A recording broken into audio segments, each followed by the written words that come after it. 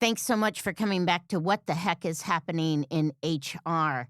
Philip Wilson joins us today, and he's a thought leader in approachable leadership and the author of the Leader Shift Playbook, published April 1st. He has dedicated his career to helping organizations build extraordinary workplaces where teams feel engaged, empowered, and ready to deliver results. As president of LRI Consulting Services and Approachable Leadership, Phil has spent years helping companies build extraordinary workplaces that engage teams and reduce turnover. He's written 7 impactful books on leadership and management, including Left of Boom, The Approachability Playbook, 3 Essential Habits for Thriving Leaders and Teams, and his upcoming release, I've already mentioned, The Leader Shift Playbook. 4 simple changes to score big by unleashing your team's potential. He is a sought-after speaker for keynotes on leadership, employee retention, labor relations, and more, and we welcome him to What the Heck is Happening in HR. For our podcast disclaimer, please visit the episode description.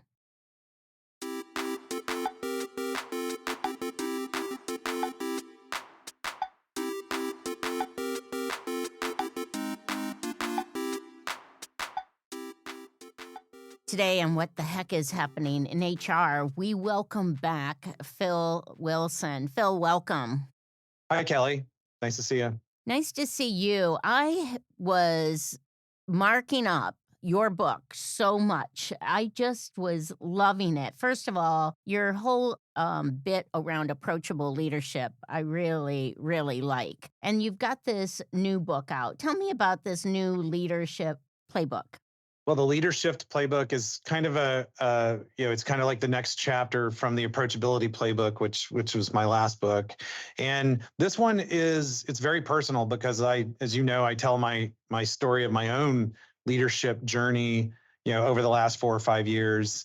And it covers these 4 shifts that I personally had to make that relate to how I became a more approachable leader. And so it focuses, there's a lot in there for frontline leaders, and there's a lot of practical tips, and I call it playbook because it is just literally plays that you can run. But it also tells, my own story of kind of like discovering these and using them myself. Yeah, in your stories, I actually thought perhaps you were over my shoulder because a few of them sounded a little too familiar to me. And I was like, wait a minute, I thought I was the only one that had this issue. So, for our listeners, we're going to talk about some of the things that intrigued me, though this could go on for half a day from your book. But I want to talk about it generally. And then we will also have 2 podcasts relating to the 4 pillars that Phil just mentioned. But so let's just talk about it generally. You have a great quote right at the get-go of the book, and you talk about how the fundamentals of leadership, the fundamentals don't change. And yet we will have people who go, my team is different. hmm How do we address that with them? Yeah, that's that's part of the challenge of leadership, right? It's you can't set your foot in the same river twice because it's always moving. So it's totally true. The team changes. Each teammate is changing every single day, but it remains true that the fundamentals don't change. The fundamentals of leadership are that you need to have a strong connection with each member of your team. You need to be the leader that they need that day. And the core components of that, the fundamentals, if you will, those don't really change. You need to create an environment where your teammate feels safe and comfortable coming to you if they've got a suggestion, if they've got a concern, and you need to be that leader for them. Your teammates, they have different levels of experience. That experience changes over time. They have different things going on in their lives outside of work. So what it takes each day to, make sure that connection's maintained might be a little bit different, but the fundamentals of like how to create that connection, those don't change. And the change, though, that's happened with coming back to work Mm. from Zoom and, Zoom happy hours never really took off, and there's reasons why they didn't hmm really take off. So, because we didn't have that that connection. How do we do that relationship? How do we keep that relationship going? Well, I think you bring up, I mean, it's true that like the whole world is not continuing to operate on Zoom, but a lot of the world is. And so there you bring up a really core challenge is, the need to connect does not change whether you are in a remote position or you are face to face every day.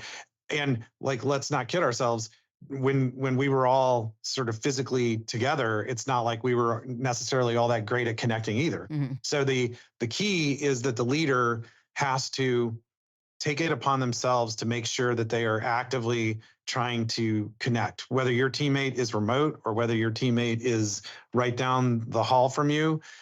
You still have to be looking to make those connections and to have true strong relationships. We'll talk about the pillars later, but like one of those is belief in the power of your relationships. Mhm. And those, you have to build those relationships, and it doesn't really matter whether that is remote or physically close.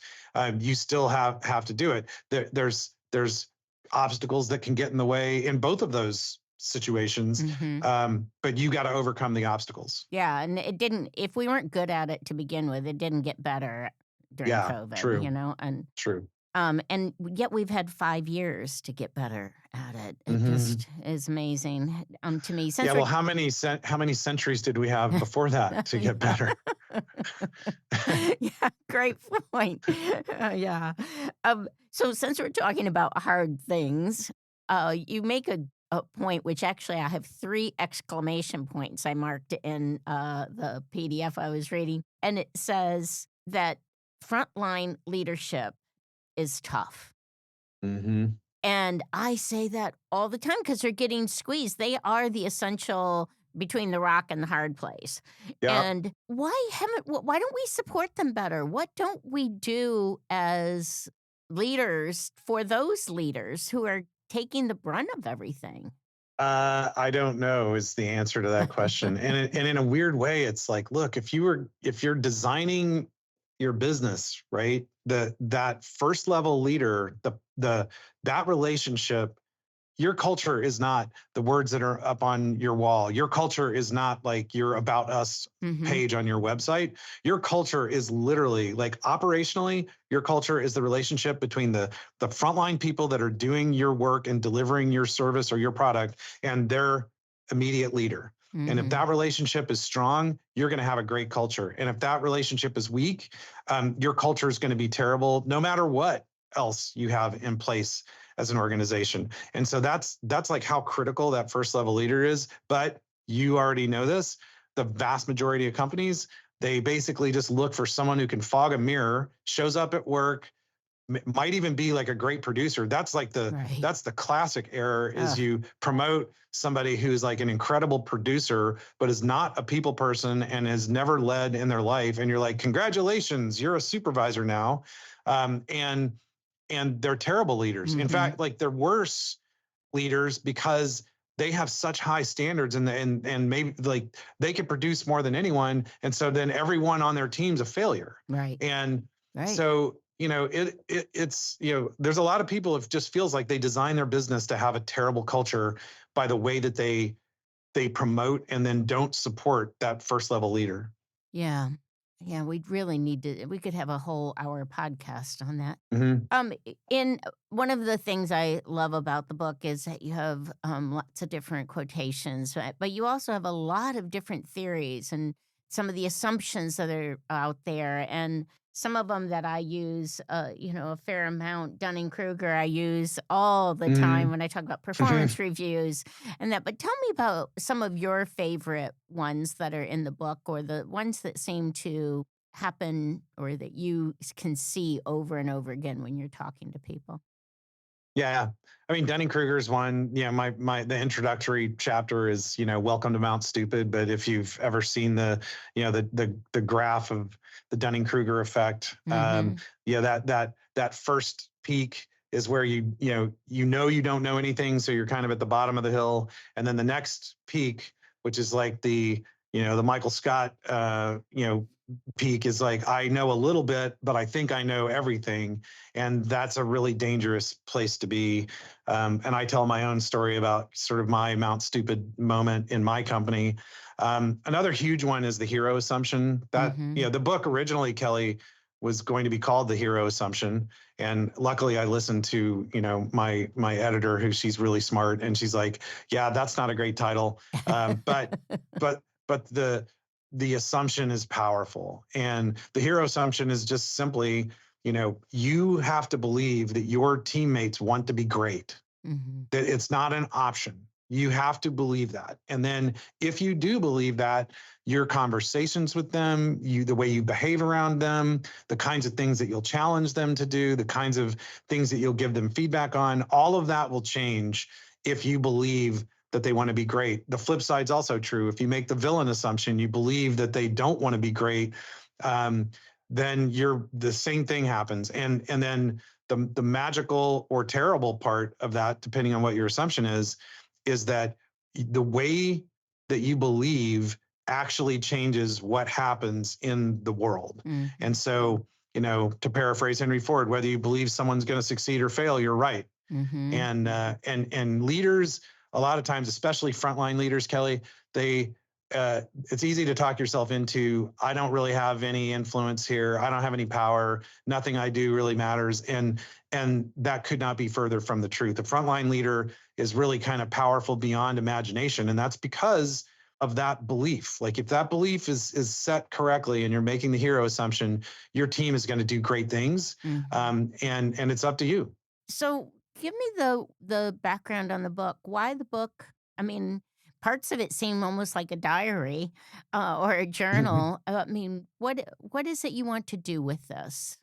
Well, it's funny because the journal part was the third version of the book. Oh. So my editor that I mentioned earlier, her name's Janet Goldstein, and she's great. She helped me with my last book, and I made the error of, this is sort of another Mount Stupid moment, but I wrote a whole book and then I sent it to her and was like, hey, check out my next book. And so she looked at it the first time and was like, yeah, this is, I mean, there's a lot here and there's some good raw material, but like, this isn't the book. And so we then, the next version of the book, we kind of sort of, we went through and we discovered these pillars, and Mhm. we had a structure, and we tightened it up a lot. So then I sent her that version of the book, and then her feedback at that point was, man, well, this is getting a lot closer, but like, where are you in here? Mm. How did you discover, and like, how have these pillars like impacted you? And to be honest, I hadn't really like thought about it that much. And once I did, Mhm. it became, like you said, it's a little bit of a journal of my own experience, sort of applying these principles and these shifts in my own leadership. Mhm. And so, how do you prepare yourself for this, kind of for the day? I've shared before with folks that I think you need to shift your minds when you wake up worrying and not wondering what kind of adventure or who you're going to meet for the day. And when you Hmm. have those worries, then it should be telling you that something's off. I mean, is it Mm. an attitude? Is it a routine? Should we add more spontaneity? I mean, what do we do to be able to shake ourselves up so we can approach the day as a good leader? Yeah, great question. And like, I don't want to be Pollyanna. It's not like you don't have, there's like a tough conversation that you're going to have today. One of the things we teach in our workshops is, we have an exercise on what we call the approachability window, but there's a conversation that you have during that exercise that you're going to be giving feedback to somebody that they're not expecting. Mhm.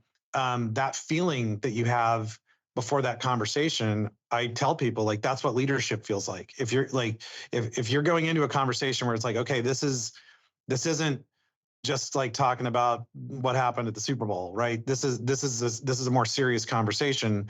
This is a feedback kind of conversation. That feeling that you have, that what that's telling you, and it shouldn't be worrying. It's like, oh, here's an opportunity. Like, I have an opportunity to increase connection with this person, and it's not necessarily going to be all good news, but because you bring that hero assumption belief. This is somebody who wants to be great. And I now need to coach them a little bit. I need to help them get to the next step of their journey. That is your that's your goal as a leader. And so as far as like preparing for your day, one really important thing is to kind of look at your calendar and go like, okay, what do I have coming up today? Is there any meetings on there where I do have that sort of like, oh, this is going to be a serious conversation? Mm-hmm. Think about that. How prepared are you for that conversation? Making sure that you're going into every meeting with that kind of hero assumption. This meeting's going to be great. This is a great opportunity for me to connect. Those are some simple things that you can do. There's a lot of advice about kind of how to prioritize things Mm-hmm. and other things like that. But I think really just kind of it starts with that attitude. One of the things I talk about a lot is just believe in the impact that you're going to have. You are going to have an impact. Yeah, I love that. Yeah, and it's just like, which is it going to be good or bad? Right. And there's so much out there right now on imposter syndrome. I just want it to go Mm-hmm. away because it is what it is. We're trying to get better. It's all about progress. It's all about serving those employees who report to us and how do we show up for them in order to make it easier. Well, I could go on and on with you, but we are going to grab you to be able to go over the 4 pillars. So can you just name them quickly? Yeah, so the 4 pillars are, and each one of them starts with a belief. So the first one we just talked about, belief in your impact.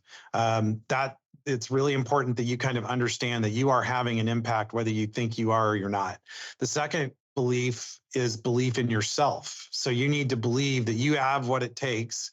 You kind of need to make the hero assumption about yourself first, but you need to believe that you have what it takes to be a good leader. That relates to the imposter syndrome that you just mentioned. The third shift is your belief in others. So this is the chapter where I really dig deep into the hero assumption. But your belief in others is going to impact what happens in the world with those folks on your team. And then the final chapter is we call it to get past phoniness, but belief in your relationships. Mhm. So how do you create like true connections with other folks on your team? So those are the 4 pillars of the leader shift, and those are the shifts that I made. Well, terrific. Thank you so much for sharing today. And I look forward to recording these next 2 podcasts with you so we really get into those 4 shifts. Thanks so much, Philip. Thanks, Kelly.